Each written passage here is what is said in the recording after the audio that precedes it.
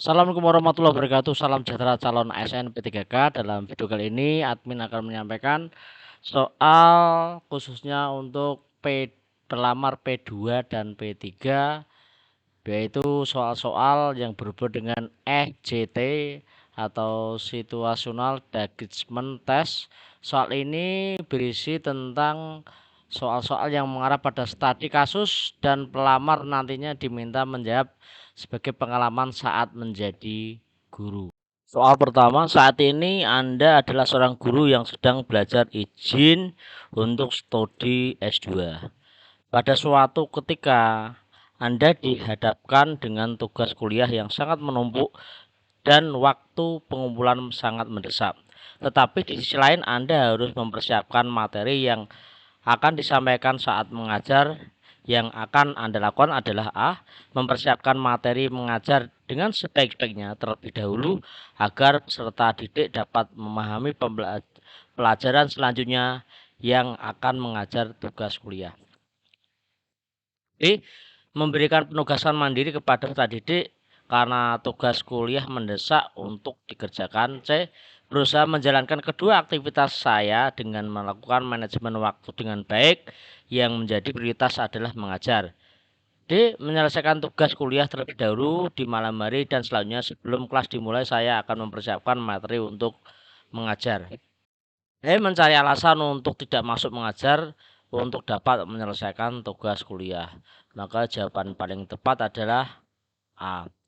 Mempersiapkan materi mengajar sebaik-baiknya terlebih dahulu agar peserta didik dapat memahami pelajaran selanjutnya yang akan mengajarkan tugas kuliah. Soal nomor 2. Seorang peserta yang dikenal di tengah menghadapi masalah keluarga yang sangat berat sehingga nilai pelajaran yang diperoleh menjadi menurun. Maka langkah pertama yang Anda ambil adalah memberikan kesempatan pada peserta didik tersebut untuk perbaikan nilai. B. Mengajak peserta didik berbicara dari ke hati tentang kondisi tersebut.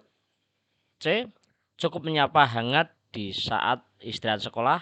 Dia meminta pada teman-temannya untuk tetap mengajak bercanda dan berinteraksi seperti biasa. Memberi teguran keras karena prestasi belajarnya menurun.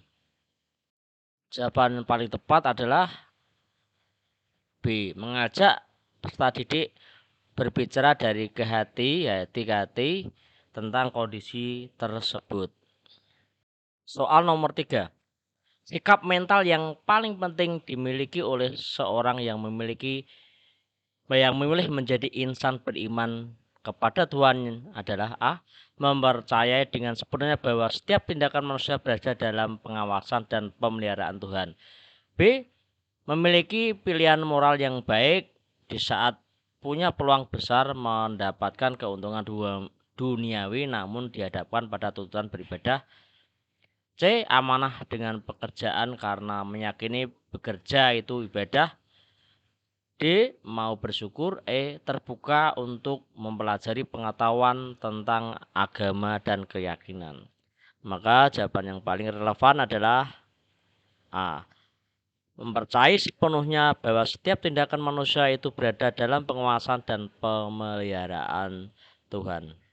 Nomor 4. Tindakan mana yang Anda pilih ketika ada seorang peserta didik mengalami kesulitan? A. Menemuinya dan berusaha mengetahui bagaimana perasaannya dan memberi dukungan atas kebutuhan atas keinginannya saat itu. D. Memberi bantuan dana. C. Berbagi cerita tentang perasaan saat itu. D. Menyampaikan ucapan turut prihatin kepadanya secara langsung. Meminta teman-temannya saja untuk menggantikan Anda datang menemuinya. Maka jawaban yang benar adalah A. Menemuinya dan berusaha mengetahui bagaimana perasaannya dan memberikan dukungan atas kebutuhan atas keinginan saat itu. Soal nomor 5. Pada kehidupan sehari-hari, komitmen pribadi dalam kebutuhan lebih banyak diwujudkan dengan A. Melakukan kerja bakti atau bakti sosial. B. Peduli dan memiliki keinginan menolong sesama. C. Mendukung kegiatan keagamaan. D. Mengawali hari dengan berdoa pada Tuhan Yang Maha Esa. E. Berbaik sangka pada orang lain. Jawaban yang paling tepat adalah ya B.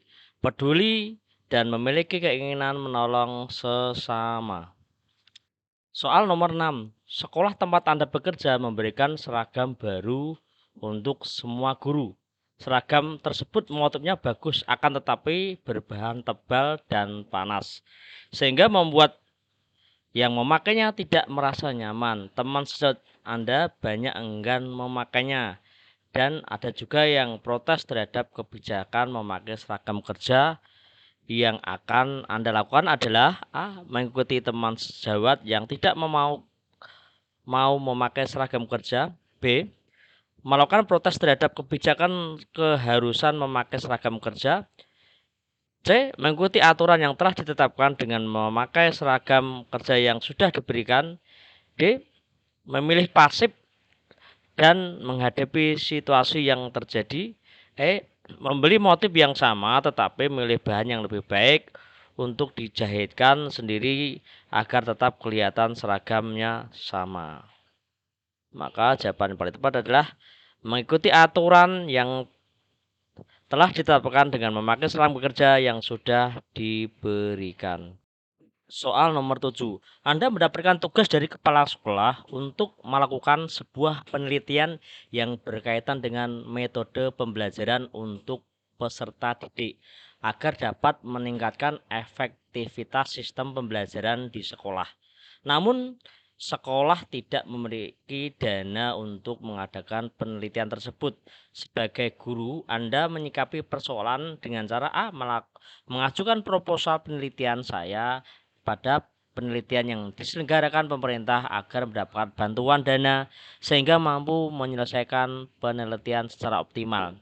B. Tetap melaksanakan tugas penelitian tersebut sampai tuntas dengan memanfaatkan fasilitas yang ada secara optimal dan tidak akan menyurutkan semangat saya dalam memberikan hasil yang terbaik. Saya menolak secara halus tugas yang diberikan kepada kepala sekolah apabila saya merasa kurang siap dalam menyelesaikannya. D. Merasa kurang tertarik dengan tugas yang diberikan kepala sekolah apabila kurang mendapatkan dukungan dana yang dibutuhkan. Maka jawaban yang paling tepat adalah ya B. Tetap melaksanakan tugas penelitian tersebut sampai tuntas dengan memanfaatkan fasilitas yang ada secara optimal dan tidak akan menyurut semangat saya dalam memberikan hasil yang terbaik. Nomor 8. Pernyataan yang paling tepat untuk menggambarkan keyakinan Anda yang sesungguhnya tentang tugas sebagai keguruan adalah A. Menampilkan antusias dan semangat. D. Posisi strategis guru sebagai pengelola mutu pendidikan peserta didik. C. Merencanakan strategi pengajaran yang meningkatkan minat belajar peserta didik. D. Bekerjasama dengan komunitas profesional lain dalam menunjang keberhasilan belajar. E. Membina hubungan positif dengan peserta didik. Maka jawaban yang paling tepat adalah B. Posisi strategis guru sebagai pengelola mutu pendidikan peserta didik. Soal nomor 9. Saat ini Anda menjadi guru pengganti mata pelajaran matematika. Jadwal mengajar Anda sangat padat. Selain itu, Anda mendapatkan tugas non-akademik. Beberapa peserta didik mendapatkan nilai ulangan yang sangat rendah. Apa yang Anda lakukan dalam menghadapi situasi tersebut? A. Memberikan pelajaran tambahan di luar jam belajar mengajar bagi siswa yang mendapat nilai rendah meskipun sibuk karena sudah menjadi tanggung jawab saya. B. Meminta bantuan kepada peserta didik lain yang lebih pandai untuk mengajari. C. Meminta peserta didik lain tersebut mengikuti les pelajaran di luar sekolah. D. Menganjurkan peserta didik mendapatkan nilai rendah untuk belajar kelompok karena Anda sibuk dengan tugas non-akademik di sekolah. E. Menegur peserta didik tersebut agar lebih rajin dengan tujuan mereka akan lebih menjadi sadar. Maka jawaban paling tepat adalah memberikan jam tambahan di luar pelajaran bagi peserta didik yang mendapatkan nilai rendah